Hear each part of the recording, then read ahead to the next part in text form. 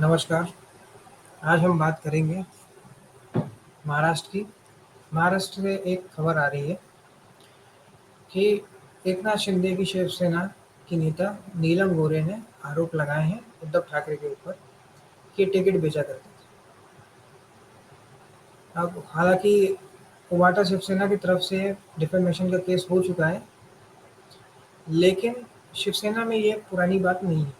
पहले भी एक्यूजेशन लग चुके हैं। वीडियोकॉन कंपनी का जो हेड है प्रतीश नंदी है, ये दोनों भी शिवसेना से राज्यसभा गए थे। तो ऐसा लोग मानते हैं कि अपना काम करवाने के लिए ये लोग राज्यसभा सीट देते थे। ऐसे आरोप लगे हैं। अब लोग ये भी प्रश्न उठाते हैं कि जो डिक्लेयर्ड एसेट्स हैं वो भी उद्धव ठाकरे के 127 करोड़ के आसपास हैं, और आदित्य ठाकरे के भी जो एसेट्स हैं वो करोड़ों रुपए हैं। तो पैसा कहाँ से आया है? कई लोग ये और दूसरे आरोप भी लगाए हैं कि इनका फार्म हाउस है, कोई कह रहा है कि ये प्रॉपर्टी है। तो उस पे भी मतलब जनता को क्लैरिटी कभी भी नहीं आएगी, क्योंकि जो सत्ता पक्ष है वो तो कभी जांच करेगा नहीं। बस वो तो एक्यूजेशन लगा देगा, बीएमसी इलेक्शन जीत लेगा, बात खत्म हो गई। और अगर जेल भेजेंगे तो इनको ये डर है, अगर कभी कोई जांच करके जेल भेजने का अगर कुछ दोषी पाए जाते हैं तो उसमें ये डर है कि कहीं इनको संवेदी नहीं मिल जाए। इसलिए जो सत्ता पक्ष में भाजपा है वो कभी कुछ कर ही नहीं पाएगी। तो इसलिए ये हर बार भाजपा की जो है एक कमजोरी उभर के आई है कि चुनाव से पहले ये कुछ और आरोप लगाते हैं और चुनाव के बाद कुछ और करते हैं। 2014 से पहले ये कहते थे कि रॉबर्ट वाड्रा, सोनिया गांधी और राहुल गांधी जेल जाएंगे, और अभी कुछ नहीं हुआ। चारा घोटाले में कोई जेल नहीं गया। जो जेल गए वो सब जमानत पे छूट गए। दिल्ली दंगों में भी सिर्फ उमर खान को जेल हुई, बाकी सब छूट गए। भीमा कोरेगांव दंगों में भी यही हुआ। तो पहले तो जोर शोर से आरोप लगाए जाते हैं। ये कहा जाता है कि हम हमारी सरकार आई तो हम ये कर देंगे, वो कर देंगे, फिर कुछ कोई काम नहीं होते। अब उद्धव ठाकरे का देखिए, पार्टी भी गई, पद भी गया, सरकार भी चली गई, और अब ऐसे आरोपों के साथ जो कैरेक्टर असोसिएशन हो रहा है वो अलग है। और पार्टी में दो फाड़ अलग हो चुके हैं। एक तरफ संजय राउत है, दूसरी तरफ आदित्य ठाकरे हैं। ऐसी खबरें आ रही हैं कि अब कौन इवाटा को अपने अपना बताएगा, उससे भी एक डाउट है। तो पहले की जनरेशन के भी लीडर्स हैं, और जो आदित्य ठाकरे की जो जनरेशन है, जो विद्यार्थी सेना थी शिवसेना की, वो भी आदित्य ठाकरे के सारे साथी हैं। और 20 एमएलए जो हैं इवाटा शिवसेना के, उसमें से 10 एमएलए वैसे ही छोड़ना चाहते हैं, क्योंकि अगली बार तो वो जीतेंगे नहीं उद्धव ठाकरे के साथ रहकर। इसलिए वो एकनाथ शिंदे के संपर्क में है, कुछ लोग भाजपा के संपर्क में है। तो ये पार्टी जो है वो टूटने के कगार पे आ चुकी है। अब ये 5 साल कैसे सर्वाइव करेगी, क्योंकि 5 साल से बीएमसी में इलेक्शन है, बाकी तो कोई बड़ा इलेक्शन है नहीं। तो अब एक वाटा शिवसेना का जो भविष्य है वो संदेह के घेरे में है, और रोज रोज रोज रोज कोई ना कोई आरोप इन पे लगता रहेगा, कुछ ना कुछ होता रहेगा। प्रेशर बनाने के लिए इनके ऊपर ईडी की रेड पड़ सकती है चुनाव से पहले, ताकि बीएमसी इलेक्शन में कोशिश की जाए। जैसे हरियाणा में जो लोकल इलेक्शन है, चाहे नगर पालिका के हों, उस पर भी भाजपा बहुत कोशिश कर रही है। तो ये छोटे से लेकर बड़े से बड़ा चुनाव बहुत सीरियसली लेते हैं। मजाक इनको मतलब पंचायत का भी चुनाव लड़ेंगे तो भी बहुत सीरियसली लड़ेंगे, हमेशा चुनावी मोड में ही रहते हैं। उनको बाकी का मतलब ही नहीं है कि देश में कौन सी पॉलिसी चल रही है, क्या हो रहा है। इन्होंने जो जैसा सोचा वैसे ही किया है। अब आगे महाविकास आघाड़ी के घटक दलों का वापस आना इसलिए मुश्किल है, क्योंकि अब गुजराती और मराठी जो महाराष्ट्रियन जो लॉबी है वो एक हो चुकी है। अब ये लोग अगले 5 साल तक दबाकर कंस्ट्रक्शन करेंगे। जो भी चीज़ें रुकी हुई थी अब तक, अब वो आगे बढ़ेंगी। रिंग रोड बनेगी पुणे में, और आगे भी और भी कंस्ट्रक्शन, मेट्रो एक्सटेंशन होगा, ऐसा। इस बीच ये भी खबर आई थी कि पुणे के स्वार गेट के बस स्टैंड, खड़ी हुई बस में एक रेप केस हुआ था। लेकिन इसको मीडिया ने उतना उछाला नहीं है और विपक्ष भी इस पे कुछ नहीं कर रहा है, कोई सवाल नहीं पूछ रहा है, कुछ नहीं कर रहा है। जनता को भी कोई फ़र्क नहीं पड़ता है। पॉर्श केस में भी कोई फ़र्क नहीं पड़ा था, 2 दिन बाद जनता भूल जाती है। बदलापुर के केस में भी कोई फ़र्क नहीं पड़ा है। तो लोग जो है हर 2 दिन में भूल जाते हैं, सरकार को कोई फ़र्क नहीं पड़ता है। और जैसे जनता है, वैसे ही लोग हैं जो सत्ता में बैठे हैं। तो ये एक बहुत बड़ी समस्या रही है कि इतना बड़ा इंसिडेंट हो गया, लेकिन उस पर कोई ठोस बवाल नहीं हुआ। न्यूज़ जो है बस इसकी बन गई है। और विपक्ष भी अब कोई प्रेशर बना नहीं पा रहा है, क्योंकि शुरू के 6 महीने जो होते हैं सरकार के, वो एक ये रह जाते हैं, हनीमून पीरियड होते हैं।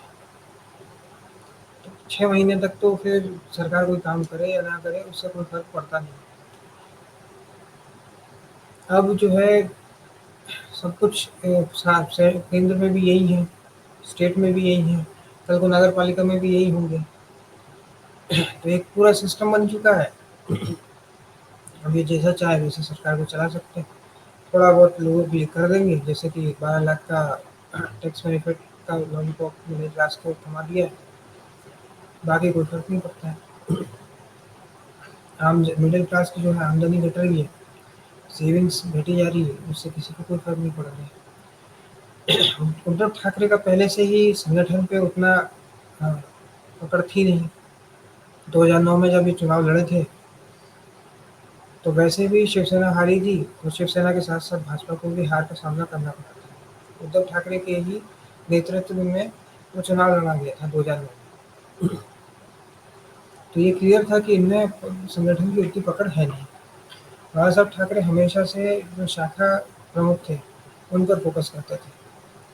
उद्धव ठाकरे ने वैसा फ़ोकस किया नहीं। अगर शाखा के स्तर पे फ़ोकस किया होता, तो ग्राउंड लेवल लीडर होते, लोगों से मिलते, लोगों से बात करते, उनकी समस्याओं को सुनते, तो शायद इतनी बुरी हालत नहीं होती।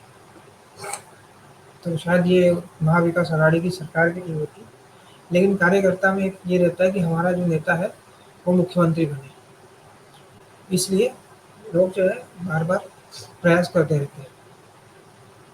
तो हो सकता है कि उनके दबाव में आके ये मुख्यमंत्री बन गए हों। लेकिन जैसे ही ये मुख्यमंत्री बने, जितना भी इनका पॉज़िटिव ऑरा थी, वो पूरा खत्म हो गई शिवसेना की। शिवसेना जो एक ब्रांड थी, लोग मातों से आते थे ये पूछने के लिए कि कितनी सीटें देंगे, ये अमित शाह तक गए हैं उद्धव ठाकरे के पास। लेकिन आज ये हालत हो गई है कि उद्धव ठाकरे को इस चुनाव से पहले दिल्ली जाना पड़ा सीटों की बातें करने के लिए। तो कहाँ से शिवसेना चली थी, कहाँ पे पहुँच चुकी है। डिज़ास्टर मैनेजमेंट करती थी, लोगों के राशन कार्ड बनवाती थी। एक समय इनका ये था कि अगर कोई भी समस्या है, कोई अगर बाहर से मुंबई आया है और कुछ प्रॉब्लम हो गई और पुलिस हेल्प नहीं करती है, तो लोग कहते थे सीधे आप शाखा चले जाओ, शाखा में हेल्प मिलती थी। तो वो ब्रांड ही खत्म हो गई। शिवसेना की जो पहचान है, उसको खत्म कर दिया गया। जैसे ही ये मुख्यमंत्री बने, कोविड आ गया। कोविड में लोग जो है त्राहिमाम कर रहे थे और मुख्यमंत्री का पीआर चल रहा था। बॉलीवुड के लोग जो है बेस्ट सीएम करके ट्वीट कर रहे थे। इस प्रकार से धीरे-धीरे इनकी छवि जो को नुकसान पहुँचता गया। फिर वो परमवीर सिंह वाला कांड हो गया, उसके बाद इनकी छवि को और बड़ा डेंट लगा। फिर इनका जो है विधायक तोड़ लिए गए, 40 विधायक एकनाथ शिंदे ने तोड़ लिए और अपने दम पे 50 से ज़्यादा सीटें जिता दी और ये 20 पे आ गए। और जो विधानसभा के बाद ये हारे हैं, लोकसभा में भी हारेंगे। लोकसभा में तो ठीक परफ़ॉर्म कर दी थी एनसीपी, लेकिन इन्होंने उनको उतनी सीटें मिली नहीं थी। सबसे ज़्यादा सीटों पे उद्धव ठाकरे लड़े थे, लेकिन वैसे अपेक्षाकृत सीटें मिली नहीं थी। जबकि महाराष्ट्र में और यूपी में तो एक एडवांटेज था, जो नैरेटिव इन्होंने दिया था कि आरक्षण खत्म हो जाएगा अगर 400 सीटें आएँगी, वो जनता ने हाथों-हाथ लिया था। तब भी उद्धव ठाकरे के नाम पे सीटें उनको उतनी नहीं मिली, जितनी एक्सपेक्टेड थी। अब जो उनके साथ लोग हैं, संजय राउत और प्रियंका चतुर्वेदी, वो भी राज्यसभा में हैं। जिस दिन राज्यसभा का टेन्योर खत्म होगा, वो इनको छोड़ के चले जाएँगे। क्योंकि हर व्यक्ति आपके साथ जुड़ता है, किसी न किसी पर्पस से। जब वो पर्पस खत्म हो जाता है, एक महत्वाकांक्षा खत्म हो जाती है, तो लोग अलग हो जाते हैं और एज़ अ अपोज़िशन ये कुछ कर नहीं पाएँगे, क्योंकि ग्राउंड लेवल लीडर है ही नहीं। तो ग्राउंड लेवल लीडर नहीं है, तो क्या आप अपेक्षा करते हैं? अभी होना ये चाहिए था कि जनता के जो है मुद्दे इनको उठाने चाहिए थे। अगर इनकी पार्टी टूट गई थी, तो लोगों से मिलना था, अलग-अलग जगह पे जाके मिलना था, फिर से संगठन तैयार करना था, फिर चुनाव लड़ना था। फिर एक सिम्पैथी गेन करने की कोशिश करनी थी, सिम्पैथी नहीं भी मिलती। बाला साहब ठाकरे के 21 एमएलए तोड़े थे छगन भुजबल ने। बाद में नारायण राणे ने छोड़ी थी पार्टी। उसके बाद राज ठाकरे ने छोड़ी थी पार्टी। बाला साहब ठाकरे ने वैसा विक्टिम कार्ड प्ले नहीं किया था। उन्होंने और कोशिश करी, करते वो पार्टी को अलग लेवल तक लेके गए। लेकिन उनका लड़का जो है ग्राउंड लेवल लीडर नहीं है और ना ही पोता है। इनको अगर वापस सत्ता पक्ष में आना है, तो इनको ग्राउंड पे बहुत मेहनत करनी पड़ेगी। आ, आज के इस वीडियो में इतना ही। अगर वीडियो वीडियो आपको पसंद आए तो वीडियो को लाइक करें, शेयर करें और चैनल को सब्सक्राइब करें। धन्यवाद।